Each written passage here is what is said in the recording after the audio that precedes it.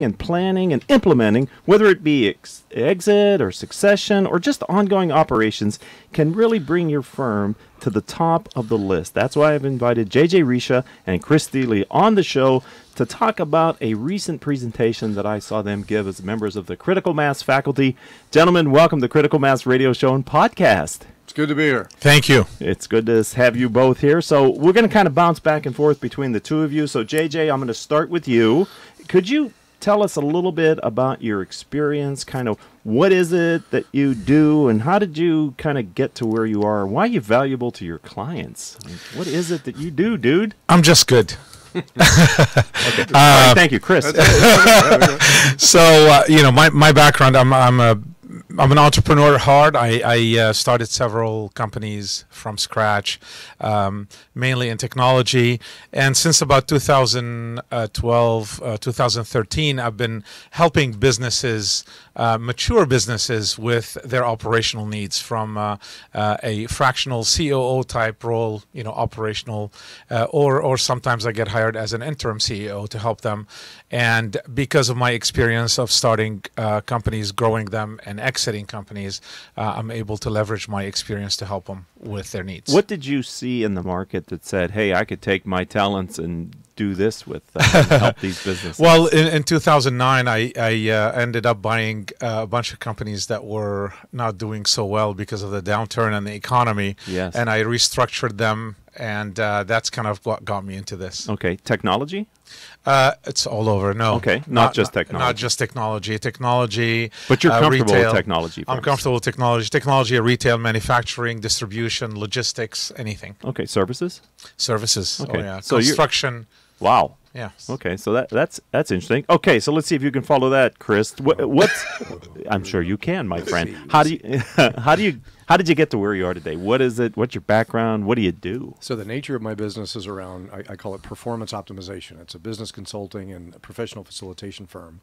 And it's kind of been an evolution of purpose in my life, kind of like a calling. I've been good at business all my life. I excelled in leadership as a teenager at a military boarding school, and then I went on to work in business and earned my MBA. And then when the war started, I went to join the Marine Corps, became a logistics officer in the Marine Corps, and ran the business of the Marine Corps.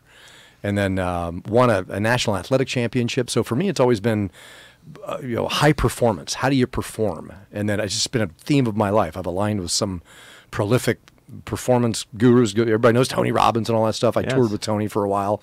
But it's about inspiring people to raise their bar of performance and not just talk about getting results, but get them.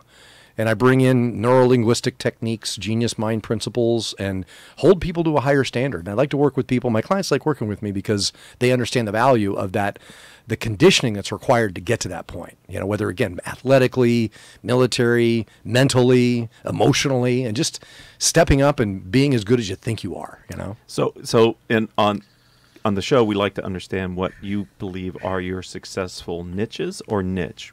If I had to put you into a niche or a couple niches, Chris, where do you feel most comfortable, or where do you like to work? Where do you get the most reward from what you do? So it's a service-based business. So that's kind of the sweet spot, is companies that have a service to deliver. Where I'm performing in well these days is with logistics and customs specifically. I've got a couple clients that work in that realm. Okay. But it's businesses. It's an international practice. I've got chops in Australia, New Zealand, all around Europe. And it's the theme is that it's companies that are mid-sized businesses that aren't startups, but they've actually got some momentum, and they're realizing that, hey, it's time to take it to the next level. And that's usually how we find each other. Is I'm the guy there to do it, and they're the people that understand the value of doing it. So. What have you learned from having an international customer portfolio? We're very heavily focused in the United States, right? Whether it's be the news or whatever, we seem to really get satisfied just looking at all the things that we do in this country. But with that kind of experience in Australia and Mexico, any lessons you can share with our audience? To net it out, for me, the language of business is an international language. Okay. Business is done. I mean, I've been in France, Portugal, Spain, even in countries that don't speak English, and it's still a common language. Business is a common language, and the key is to do it right, you know. And the ones that win are the ones that are committed to differentiation and doing it differently. Excellent. So. You want to add anything to that, JJ? With the, what have you seen from working with a bunch of different types of entrepreneurs? Probably some with a outside the U.S. focus. What's your sense? I have not done what Chris has done outside the U.S. I'm only a local guy right here in Orange County. Okay. But you know, most of what I see, I have to agree with Chris on the language of business is the same regardless of what type of business. So most of the businesses that I work with that are you know, in the mid-range, we're talking maybe 5 million to 75 million in revenue. You know, there's the basics of the business is the same regardless of what type of business it is. So like we talked about, maybe construction, maybe contract services, maybe logistics, maybe you know, even retail. The basics of running a business is the same. You have to understand who your customer is, understand how to reach your customer, understand that for every project you do, every you know, every engagement you have, it needs to be profitable, and you have to understand for your industry what's the gross profit margin that would still make you successful, and you're able to, you know, be able to make your payroll and keep some at the end of the day. Right. Okay, we're talking with two, as you can tell, experienced, successful business advisors. JJ's company is Business Vision Advisories, and Chris's GPS Business Group. I didn't get a chance to mention that at the top of the show, but they are a part of the critical mass community here in Southern California, a valued part of the critical mass. Love critical mass, right? Love it. And we love you guys. And with their expertise, some of which we just touched on here on the radio show, they took the challenge of putting together a very strong hour conversation with business owners who are running companies like JJ just talked about. And I found it so valuable that I wanted them to come on the show to share it with the larger audience of the critical mass community, the listeners. Maybe you weren't in the room to hear what Chris and JJ had to talk about. So let's set context, guys. What was the main idea, or what is the main idea for the talk that you gave to the critical mass? And actually, you're giving it because you're doing it again in May to other members of the community. But what's the highlight? What's the headline of the talk that you guys gave? I'll start, and Chris can fill in if he wants. So it's basically what we did is a case study. That's what we did on a business that I had ran a couple of years back, and the important part of the entire presentation is that we went deep into how many of the aspects of the businesses were fixed. We engaged the audience with us in the room to help us to find out if they could come up with other potential solutions other than the ones that were implemented at the business. But then the bigger picture that Chris put around it is that he actually put a context around the entire thing, and he added a lot of value from the standpoint of understanding the basics of how to go into fixing a business and what it takes to engage and empower the employees, and what it takes in order to you know, potentially have more than one solution, and which solution you'd end up choosing at the end of the day. Good. Chris? Good. And what inspired me is that when you put us together, I was like, well, who's this JJ guy? I didn't know him a few weeks ago. Now he's like a freaking brother. I love this guy. You guys have been to war together. Man. Yeah, it's been great. And then when I looked at his business and my business, and he's like, let's do a case study, I said, and by the way, I love a good case study. I mean, I've got my MBA curriculum was based on the Harvard case study method. So I spent 4 years studying companies. And that's what we did. We basically have an hour to give a case study to get people to understand the value of kind of modeling and seeing how it's done and seeing how it can be done differently and picking it apart and dissecting it. So the foundation of the presentation is JJ's case study. And what we do is we get in and we kind of prep the area, you know, because the key is you can look out and see businesses and how they're doing this. And as business owners, it's important for us to be able to think innovatively. So we kind of set the condition and we get people to think differently and talk about the condition of society, the digital disruption, and how it's really important that we do innovate, not just talk about it, but innovate. And then bring some tenets to bear around paying attention and keeping your eye on the ball and being aware of what you're not seeing in business. analyzing those processes, being open to suggestions and how you can do things differently, make the changes that are necessary, and then systemizing and tracking results and doing what it takes. So that's the construct of it, and it was all based on this HVAC company that JJ worked with. And then the key is, as we said, we apply it toward different business models, that aren't HVAC related, and everybody walks out with a changed mind around how they can do things differently and innovate. Yeah, if I could, what I observed in watching you gentlemen give the talk is that the companies that are in the critical mass community are successful companies. The company that you talked about was not failing; it could be improved. Right. And I think one of the lessons learned is that a company can only be as successful as the leader or the management team are willing to adapt and adopt to the market. You gave a number of examples of JJ of ideas on how that business that was the case study could improve some aspect of their business. And what I like to see was how the members were resonating. While they couldn't maybe do what you said, it caused them, especially through how you helped them, Chris, by challenging them to think deeper and think creatively, to how do I apply these lessons learned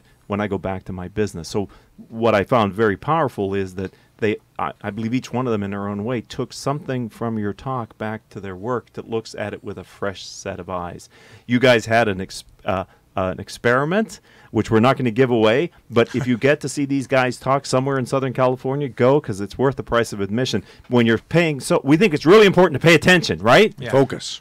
Yeah. Right. Focus. But there's something that can be left out if you're not careful in how hard you focus. And I think that message, everybody took that message back to their office. What was interesting is you emailed me the next day and you said one of the persons in the room said, JJ is talking my language. Yes. That was really interesting. Yes. She was like, this. I'm going to take this stuff back, because her business could align very similar to what you had talked about. So not only were your examples relevant to her, but the methodologies that you used, she could envision actually doing process improvements in her own business. Yeah. Exactly. So that was an immediate return on your time there. Yeah, very true. And the real key to it was, you go to a presentation, and a lot of people give what I call a didactic presentation. It's how we were taught in school, that students listen to the teacher, and the teacher talks, and the students just listen.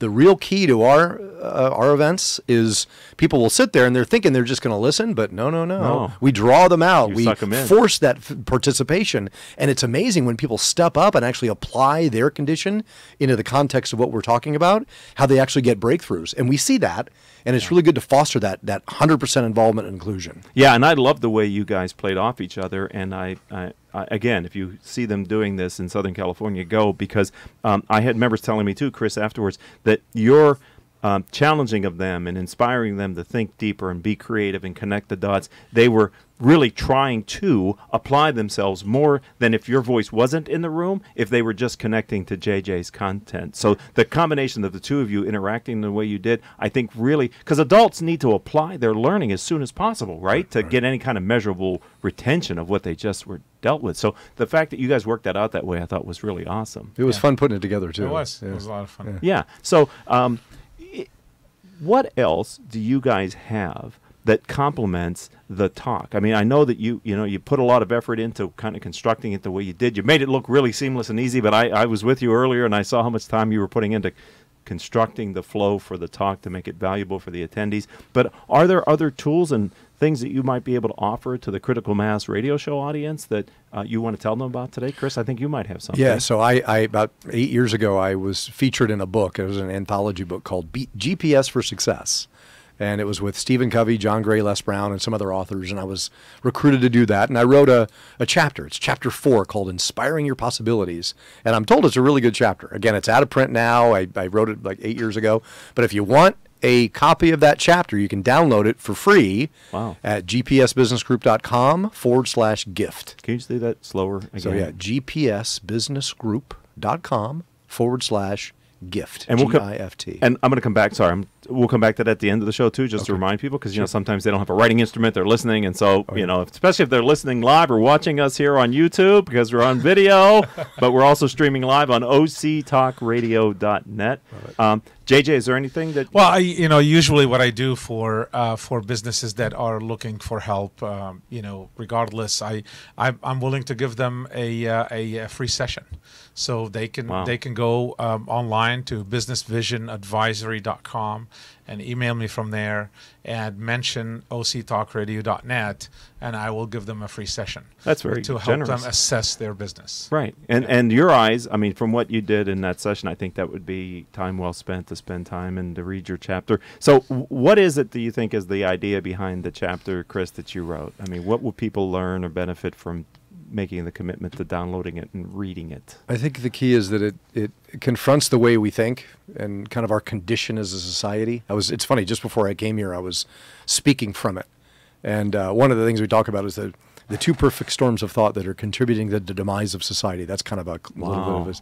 And what are they? And I unpack them and apply them, and then I go, okay, well, what can we do about them? Because I think that's the key, Rick, is we can sit here and talk about our problems all day long and stew in them and let them fester, but the key is to confront them and commit to doing something about them. Which is really a good essence of our conversation around the case study. And, the business was a good business. It's had a good status quo, but how can we take it to the next level? Not just talk about doing it, but do it. And that's really the essence of the chapter 4. I would add to that by saying that in addition to complaining or saying this is a problem and talking about it, come up with a solution, figuring out what it takes. This is kind of the essence of some of what we did as well, is the analytical thinking behind what happens in a business. You can talk about it all day that something's wrong, but unless you say something's wrong and this is how we fix it and begin planning and implementing, nothing's going to happen. Yeah, I think to a person, the members that were fortunate enough to hear your talk last week to the community, and more will hear it in May, as I said, couple things that I took away from it. First of all, be careful how hard you focus, that you don't narrow your vision to possibility, because I think sometimes you guys reinforced that point quite well, I think, in the talk. Yeah. And also be open to ideas regardless of how on the surface emotionally you might react to it.